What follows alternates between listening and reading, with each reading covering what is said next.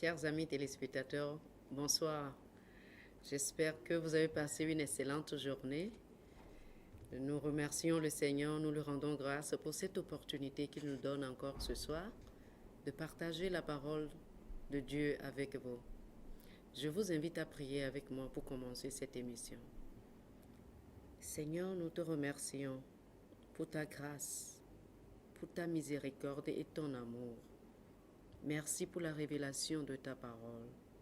Cette parole nous est communiquée ce soir par ton esprit et nous la recevons. Elle change nos vies, elle nous bénit, elle nous fortifie au nom de Jésus. Amen. Je sais que vous êtes très nombreux encore ce soir à nous suivre. Aujourd'hui également, nous allons suivre 6 résumés de notre livre de dévotion quotidienne, la Rhapsodie des réalités. Et après les 6 études, les 6 résumés, nous allons faire une étude complète de notre numéro du dernier jour, c'est-à-dire de ce jour.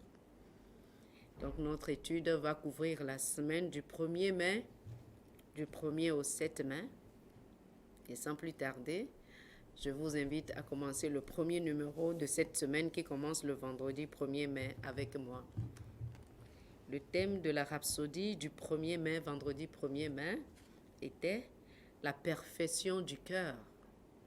La perfection du cœur.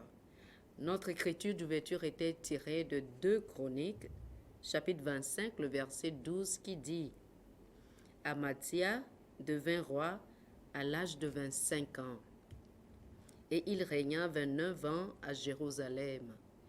Sa mère s'appelait Joadan de Jérusalem. Il fit ce qui est droit aux yeux de l'Éternel, mais avec un cœur qui n'était pas entièrement dévoué. » La Rhapsodie nous dit aujourd'hui, il est dit qu'Amathia a fait ce qui est droit aux yeux de l'Éternel, mais pas avec un cœur parfait. Nous trouvons un autre exemple dans 1 Roi chapitre 15 avec le roi Asa. Ce passage de 1 Roi chapitre 15, le verset 14, montre un défaut dans les actions du roi Asa, qui néanmoins n'a pas entamé la perfection de son cœur, c'est-à-dire n'avait pas bien agi, mais son cœur était resté parfait devant Dieu. C'est ce que le pasteur nous dit. Et il dit, il est dit, mais les hauts lieux ne disparurent point, parlant de Asa, mais les hauts lieux ne disparurent point, quoique le cœur d'Asa fut en entier à l'Éternel pendant toute sa vie.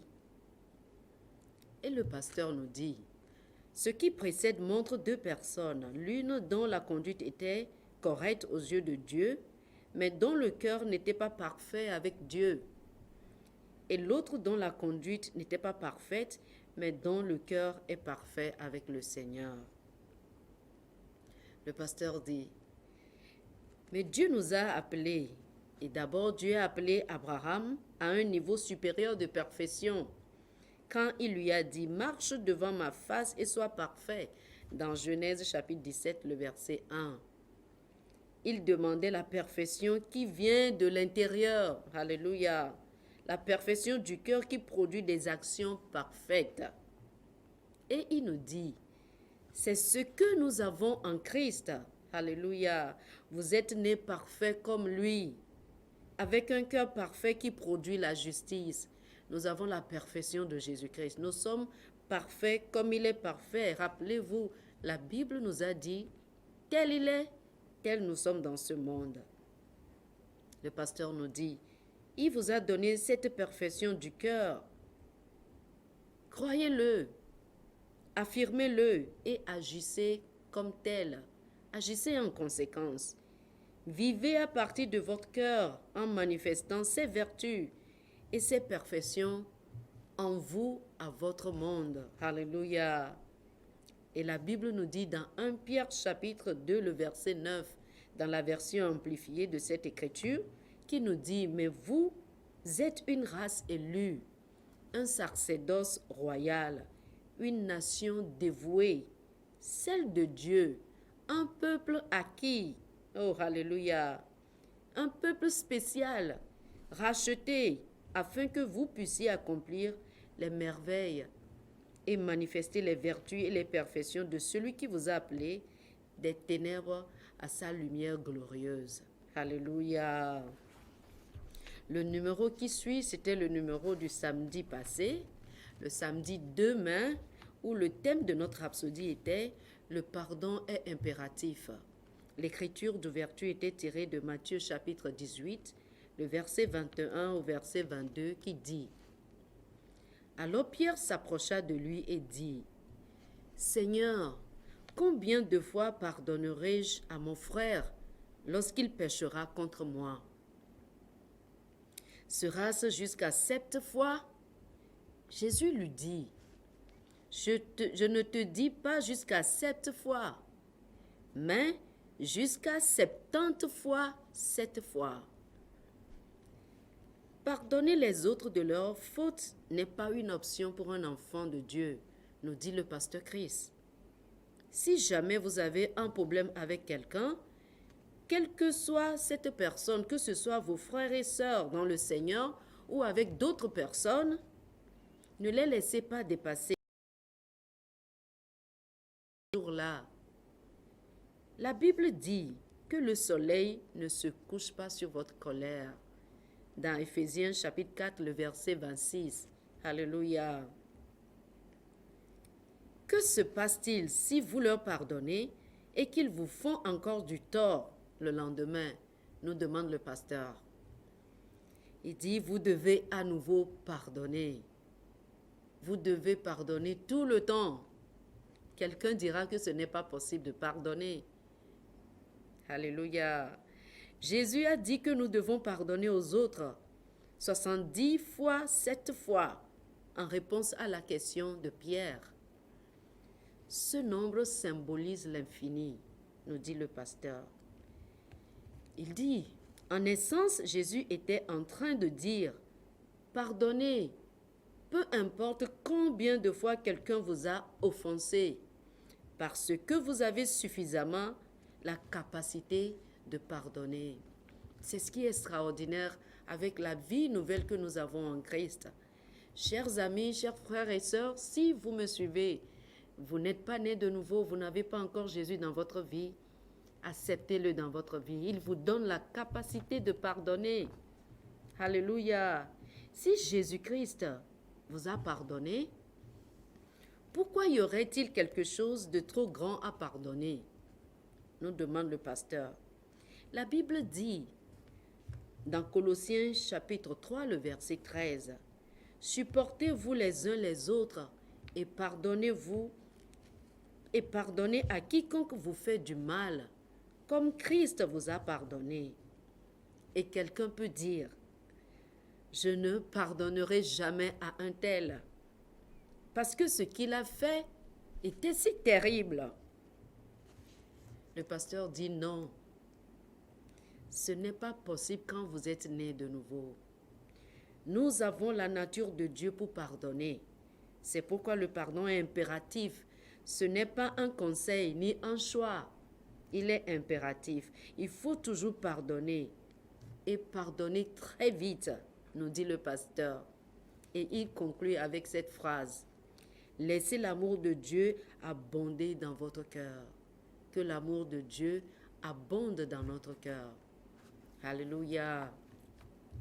Le numéro qui a suivi, c'était celui du dimanche 3 mai, où le titre de la rhapsodie était « La vie est une course ». J'aime ça, la vie est une course. L'écriture d'ouverture était tirée de 1 Corinthiens chapitre 9, le verset 24 qui nous dit « Ne savez-vous pas que ceux qui courent dans le stade courent tous, mais qu'un seul remporte le prix? Courez de manière à le remporter. » La version classique amplifiée de l'écriture ci-dessus dit « Ne savez-vous pas que dans une course, tous les coureurs courent, mais qu'un seul reçoit le prix? Alors courez votre course pour pouvoir vous en emparer du prix et le faire le vôtre. Oh, alléluia, quelle traduction. Le pasteur nous dit, la vie est une course, une compétition. Ainsi, dans la course de la vie, vous devez courir de manière à gagner, de manière à remporter le prix. Alléluia. Il dit dans le 25e verset de 1 Corinthiens chapitre 9, Paul dit, tous ceux qui combattent s'imposent toute espèce d'abstinence.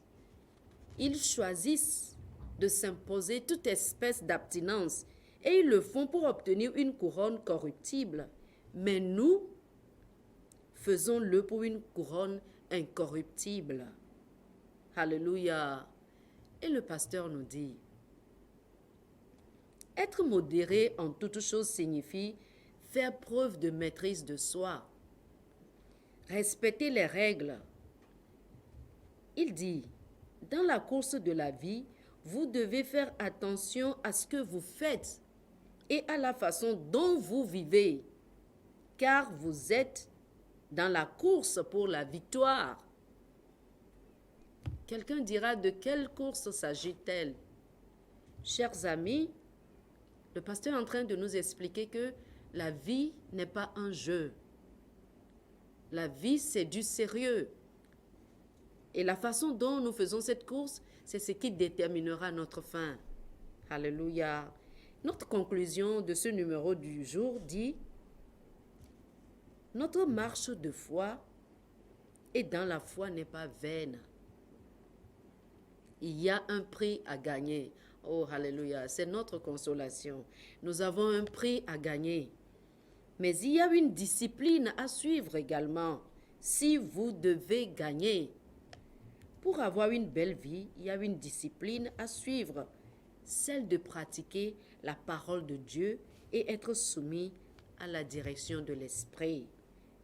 Car c'est ce qui garantit votre victoire, la parole et l'Esprit. Gloire à Dieu. Merci Seigneur Jésus. Le numéro qui a suivi, c'était le numéro du lundi passé, lundi 4 mai, où le thème de la rhapsodie était « Équipé pour gagner des âmes ». L'écriture d'ouverture était tirée de Actes chapitre 4, le verset 31 qui nous dit « Quand ils eurent prié, le lieu où ils étaient assemblés trembla. Ils furent tous remplis du Saint-Esprit et ils annonçaient la parole de Dieu avec assurance. » La seule preuve sérieuse qui montre que quelqu'un a vraiment reçu le Saint-Esprit est le fait de gagner des âmes, l'évangélisation dynamique. Tous ceux qui sont remplis du Saint-Esprit parlent de la parole avec audace. La parole de Dieu nous enjoint non seulement de recevoir le Saint-Esprit, mais d'être continuellement remplis de lui. Dans Éphésiens chapitre 5, le verset 18.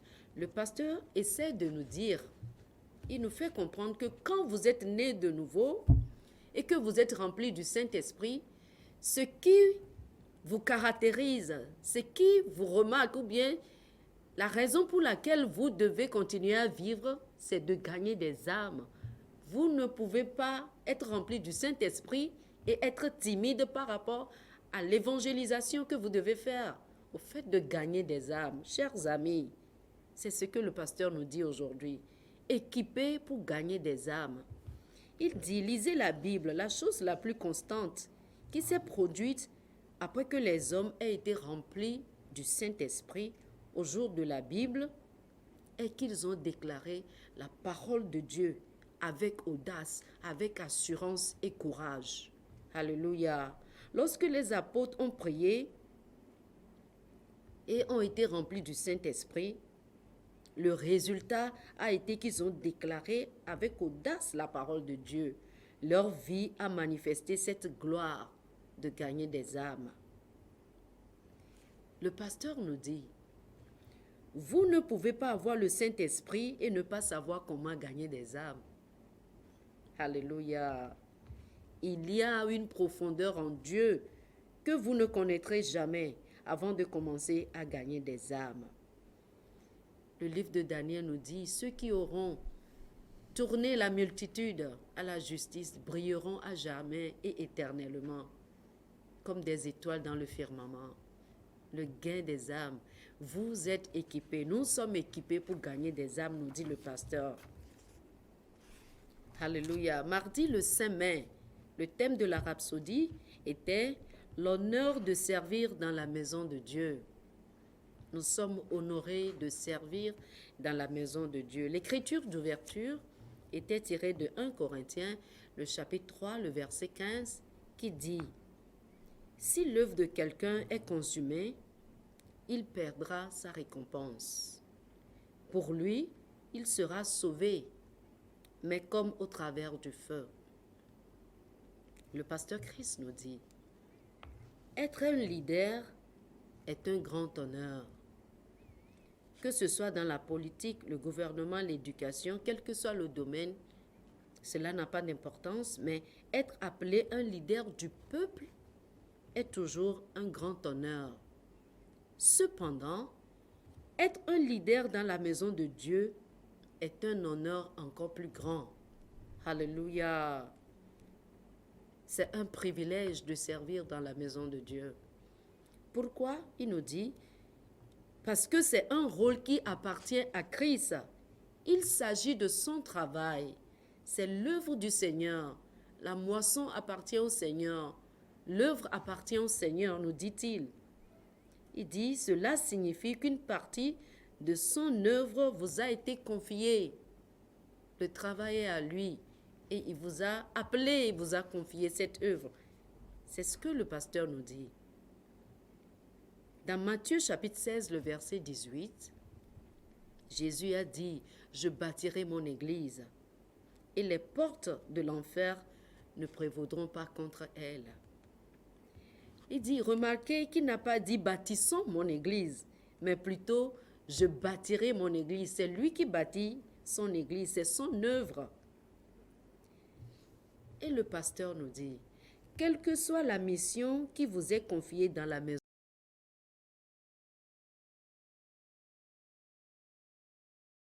chérissez-la et faites-la, accomplissez-la comme pour Christ. Tenez-la en grande estime, car en fin de compte, la Bible dit que nous rendrons tous compte à Dieu de ce que nous aurions fait.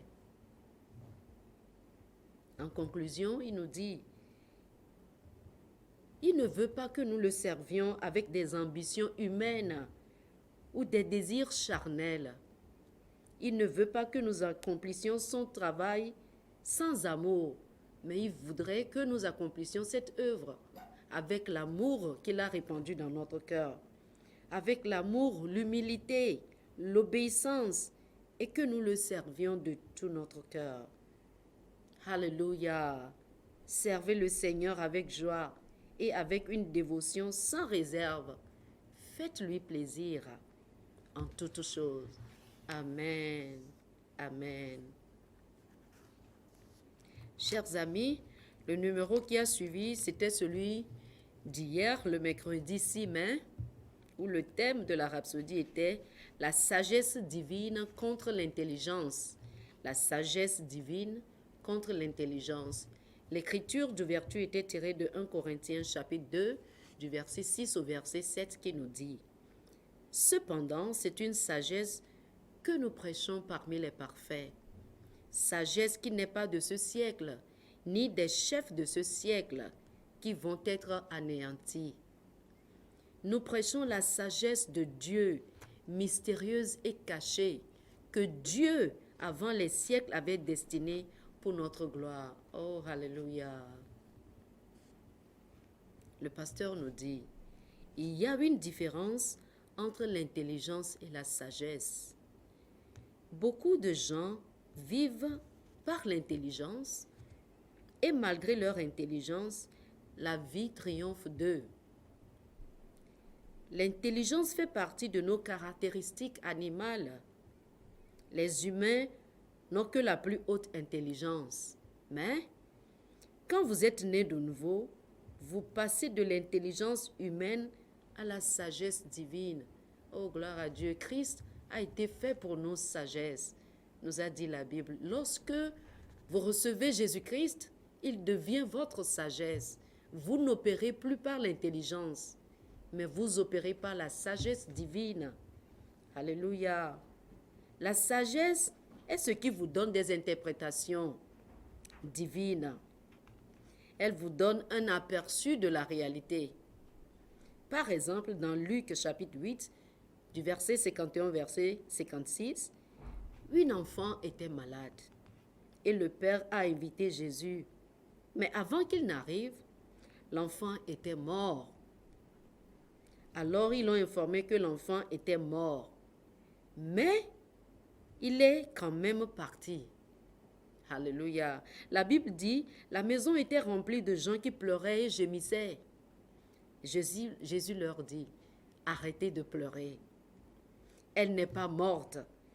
Elle ne fait que dormir. Oh, alléluia. Le pasteur dit, c'était la sagesse qui parlait. Mais les gens pensaient qu'il était fou, car selon leur intelligence humaine, la petite fille était morte parce que son cœur s'était arrêté de battre. Le pasteur nous dit que la vie est spirituelle. Oh oui, la vie est spirituelle. Et Jésus l'a compris parce qu'il était la sagesse personnifiée. La sagesse savait que l'enfant dormait. Tout ce qu'il avait dit était « Petite fille, lève-toi ». Oh, alléluia. La sagesse divine contre l'intelligence. Nous avons la sagesse de Dieu. Si vous n'avez pas Jésus-Christ, recevez-le aujourd'hui. Et la sagesse de Dieu vous sera donnée. Alléluia. Le numéro qui suit, c'est le numéro d'aujourd'hui. Jeudi le 7 mai, où le titre de la rhapsodie est « Son trône dans votre cœur ». J'aime cela. Son trône est dans votre cœur.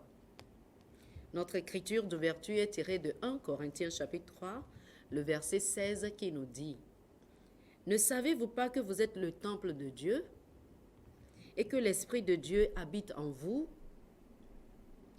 L'écriture ci-dessus est si profonde, nous dit le pasteur. Elle montre que le trône de Dieu est dans votre cœur, puisqu'il vit en vous dans sa plénitude. Alléluia. Dieu vit en moi dans toute sa plénitude, comme il avait vécu en Jésus-Christ. La même pensée est exprimée dans 2 Corinthiens chapitre 6, du verset 15 au verset 17, qui nous dit « Car nous sommes le temple du Dieu vivant.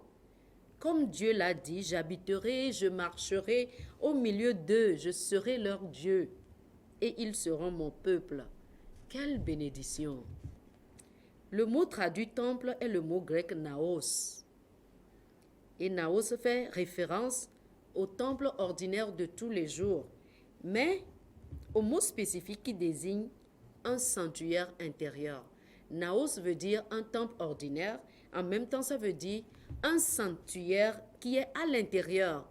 C'est-à-dire vous traversez vers l'intérieur et vous trouvez le vrai sanctuaire où se trouve Dieu. Le sanctuaire qui abrite l'image du Dieu, le sanctuaire intérieur où l'image de Dieu est conservée. Pour les Juifs, c'était le Saint des Saints, là où se trouvait la présence de Dieu. Ils n'avaient pas d'image à l'intérieur, mais la présence de Jéhovah était là. Alléluia. Le pasteur nous dit, lorsque le Saint-Esprit a pris possession de sa demeure dans les quartiers de votre cœur, vous êtes devenus son sanctuaire. Quelle révélation! Alléluia! Vous êtes le sanctuaire de Dieu, le lieu de sa présence. Pensez à cela. Ceci signifie que vous portez le ciel en vous. Quand Jésus est venu dans ce monde, il est venu avec le ciel en lui pour bénir l'humanité. Alléluia.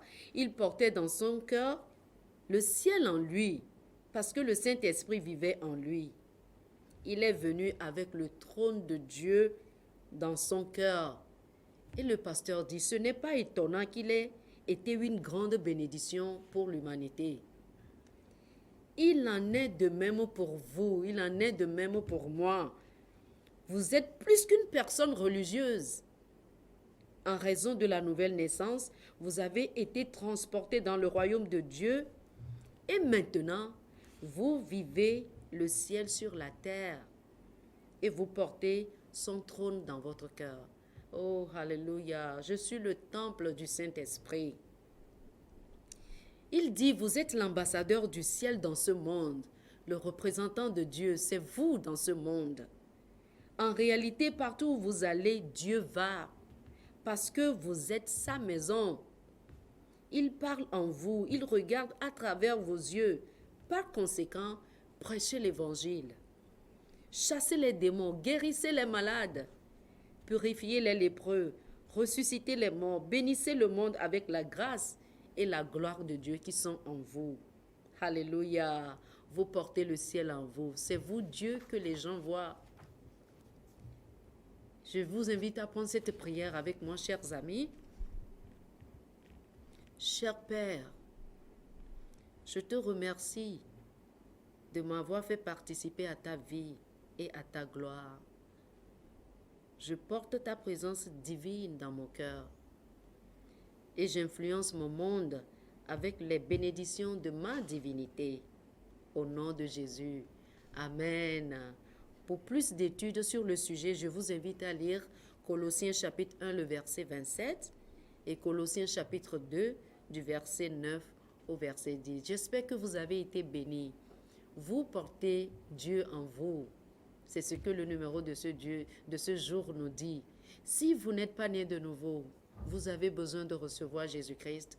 Il n'est pas venu mourir pour les chrétiens seulement, mais il est mort pour toute l'humanité. Faites cette prière avec moi, s'il vous plaît. Dieu, je crois en Jésus-Christ. Je crois qu'il est mort pour moi et qu'il est ressuscité pour ma justification. Aujourd'hui, je déclare que mes péchés sont pardonnés. Je deviens enfant de Dieu à partir de ce jour. Je deviens une nouvelle créature. La vie éternelle est en moi. Merci Dieu, car tu m'as accepté en Jésus-Christ. Amen. Dieu vous a écouté si vous avez fait cette prière. Si vous avez besoin de plus d'informations sur comment vivre cette vie chrétienne, appelez-nous sur le numéro qui s'affiche sur votre écran. Et si vous avez besoin de quelques copies de la Rhapsodie ou d'une copie électronique de ce dévotionnel quotidien, je vous en prie, appelez-nous. Que Dieu vous bénisse abondamment. Amen.